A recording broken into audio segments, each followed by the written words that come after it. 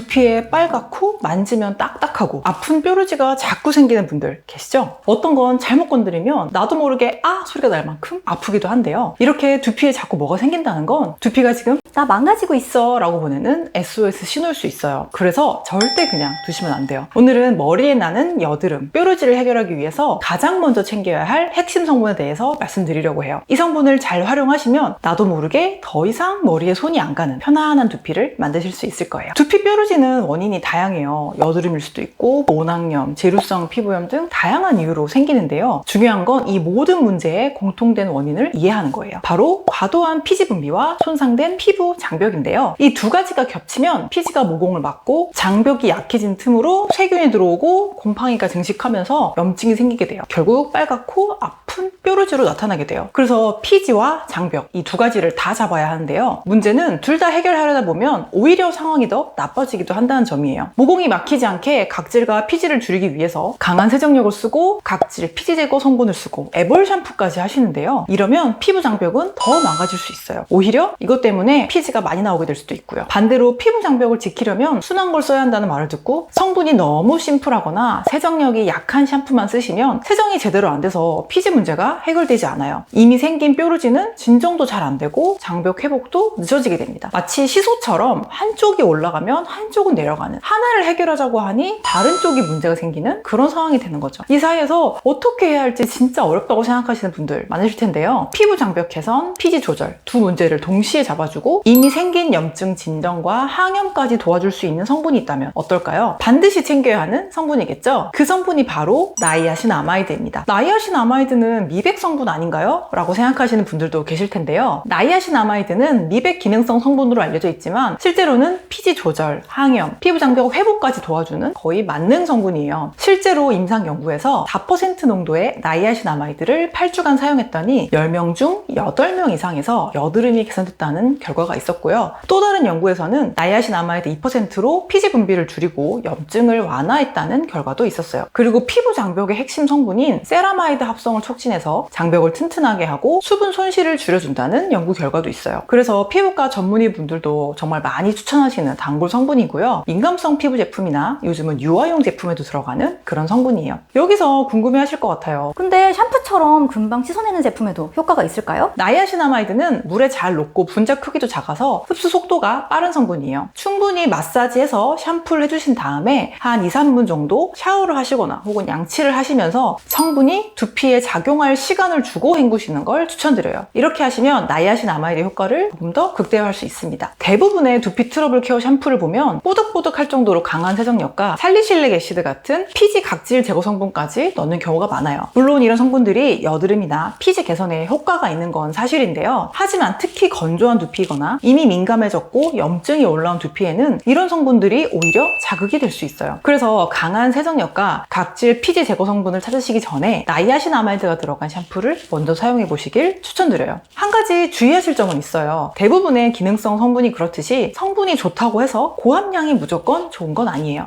나이아신아마이드도 고함량에서는 오히려 자극이 될 수도 있습니다. 실제로 저도 나이아신아마이드 10% 세럼을 썼다가 접촉성 피부염을 겪은 적이 있거든요. 사람마다 소화 능력이 다 다르잖아요. 그래서 그거에 맞게 음식의 양을 정하고 음식의 종류를 골라서 먹어야 하는 것처럼 화장품도 마찬가지예요. 화장품도 성분의 종류와 양을 나에게 맞게 적절히 선정해 주시는 게 중요합니다. 앞서 말씀드렸던 연구에서도 2에서 4% 농도만으로도 충분한 효과가 있었기 때문에 굳이 고함량의 욕심을 내실 필요는 없어요. 저도 피부가 민감하기 때문에 2에서 한 4% 제품으로 주로 사용을 하고 있고요. 전성분을 보시고 나이아신아마이드가 포함된 샴푸를 찾으셔서 사용해 보시는 걸로 충분합니다. 두피도 피부라는 말 많이 들어보셨죠? 얼굴 피부에 도움이 되는 성분은 당연히 두피에도 활용할 수 있어요. 이제는 두피도 단순히 강한 세정력이 아닌 자극 없이 효과적인 유효 성분을 활용하는 관점으로 접근하시는 게 훨씬 더 현명한 두피 관리 방법이에요. 오늘 소개해드린 나이아신아마이드 성분을 활용하신다면 자극 없이 피부 장벽을 지키면서도 두피 트러블을 해결해 나갈 수 있는 답이 될 수 있으실 거예요. 오늘 영상에 도움이 되셨다면 구독해 주시고 다음 영상도 기대해 주시고요. 저는 다음 주에도 민감한 피부도 진짜 피부가 좋아질 수 있는 이야기로 다시 돌아올게요. 지금까지 채꿈이었습니다. 감사합니다.